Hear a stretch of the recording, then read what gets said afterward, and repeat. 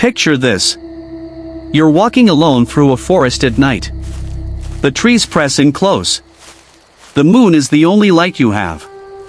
Then, footsteps. Behind you. You stop. Silence. You turn around. Nothing. For 300 years, this country has whispered about what waits in that silence. Creatures in the tree line. Spirits on empty roads. Things that were never supposed to be real. But what if some of them are? Tonight, we go looking for the answers. Through the darkest folklore America has ever told itself. Some of these stories are strange. Some are horrifying. And some have never been explained. Stay until the end. The last legend on this list has haunted this country for 2.5 centuries, and people are still searching for it today. We like to think folklore is harmless. Campfire stories. Things parents tell their kids to keep them close at night. But look closer, and something strange emerges. Witnesses hundreds of miles apart, who never met, never spoke, never read the same book, describe the exact same creature. The same eyes. The same sounds. The same dread. Some locations have been generating reports for over a century. Not 1 or 2 dozens. Some communities still won't speak certain names after dark. So tonight we're asking the question history keeps avoiding. Why won't these stories die? Let's find out. Story 1, The Wendigo. Long before settlers arrived, the Algonquian-speaking peoples of the Great Lakes region carried a warning passed down through generations, a warning about something called the Wendigo. The legend says it was once a person. A person who, in the grip of starvation or greed, committed the unthinkable, cannibalism. And in that moment, something in them broke, and something else took its place. Those who claimed to see it described a creature stretched far beyond human proportions. Skin pulled taut over bone. Eyes that caught the firelight and threw it back, glowing. And a hunger that no amount of flesh could ever satisfy. The Wendigo was never just a monster story. It was a mirror, a warning about what happens when greed consumes a person from the inside out, leaving nothing human behind. But the stories didn't stop with the old tellings. Trappers in the deep wilderness reported screams with no source. Hunters found footprints, too large, too deep, pressed into snow that had fallen only hours before.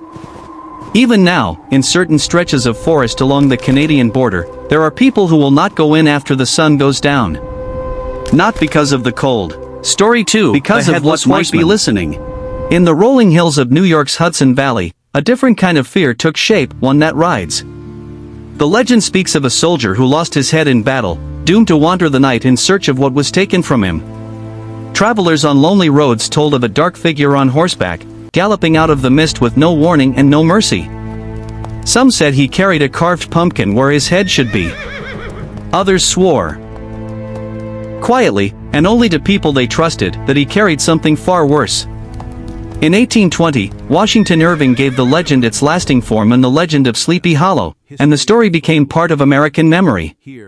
But the tale was already old when he told it. And it hasn't gone quiet since. Visitors to Sleepy Hollow today still describe a feeling they can't shake at dusk. Some say they've heard hoofbeats pounding down empty roads, with no horse, and no rider, anywhere in sight. If that unsettled you, wait until you hear what's said to stalk the mountains of West Virginia. Story 3, The Mothman. November, 1966. Point Pleasant, West Virginia. Residents began describing something that shouldn't have existed. A towering, winged figure. Eyes that glowed red in the headlights. A creature that moved faster than anything should be able to move. They called it Mothman. The sightings spread fast, and so did the fear. People reported feeling watched. Some said the creature seemed to appear right before something terrible happened. Then, on December 15, 1967, the Silver Bridge collapsed into the Ohio River. 46 people died. To some, Mothman had been trying to warn them. To others, the creature wasn't a warning at all, it was the cause. Skeptics have offered a simpler explanation: a large bird, misidentified in the dark, in a town already on edge.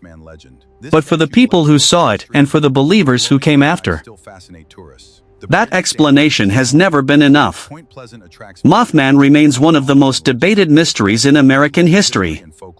And in Point Pleasant, they haven't forgotten. Now we turn to a haunting that didn't just frighten witnesses, it terrorized an entire family, in their own home. Story 4, The Bell Witch. Tennessee, early 1800s. The Bell family was, by every account, ordinary. Until something in their home decided otherwise. It started with knocking, sounds with no source, echoing through the walls at night. Then objects began to move on their own. Then came the voice. Disembodied. Deliberate. Cruel. The family endured it for years. Neighbors heard it too. Word spread through the county, and the entity earned a name that has outlived everyone who first spoke it. The Bell Witch. Local legend even claims that Andrew Jackson, years before he became president, visited the Bell farm to witness the phenomenon himself and left deeply unsettled. Historians still debate whether that visit actually happened. But the legend has never needed proof to survive. To this day, people who visit the site of the old Bell farm report something they can't quite name, a feeling in the air that makes them want to leave before dark. Story 5, The Jersey Devil. For more than 250 years, the Pine Barrens of New Jersey have held on to something that refuses to be explained. They call it the Jersey Devil. No two descriptions quite agree. Some say wings. Some say hooves. Almost everyone who claims to have seen it describes the same glowing eyes and a scream that doesn't sound like it belongs to anything alive. The sightings span generations. At the creature's peak, in 1909, reports came in so fast that schools closed their doors and businesses shut down for days. An entire region, gripped by fear of something no one could catch, photograph, or prove. More than a century later, the sightings haven't stopped. No body has ever been found. No explanation has ever held up. And that's exactly why, to so many, the Jersey Devil remains America's longest-running monster story. Alive not because it's been proven, but because it's never been disproven. Maybe these stories are warnings. Maybe they're myths. Maybe they're misunderstood moments in history that grew into something larger with each retelling. Or maybe there's something else entirely. Either way, they've outlived the people who first told them, because some part of us still needs to ask the question. What if they're true? And if they are, what else is still out there, waiting in the dark? If you're drawn to historical mysteries, forgotten legends, and the stories this country tried to bury, subscribe to Untold American Folklore. Tell us in the comments, which of these legends do you find the most terrifying? And which story should we uncover next?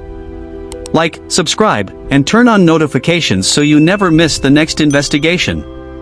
Until then, keep questioning the stories history forgot.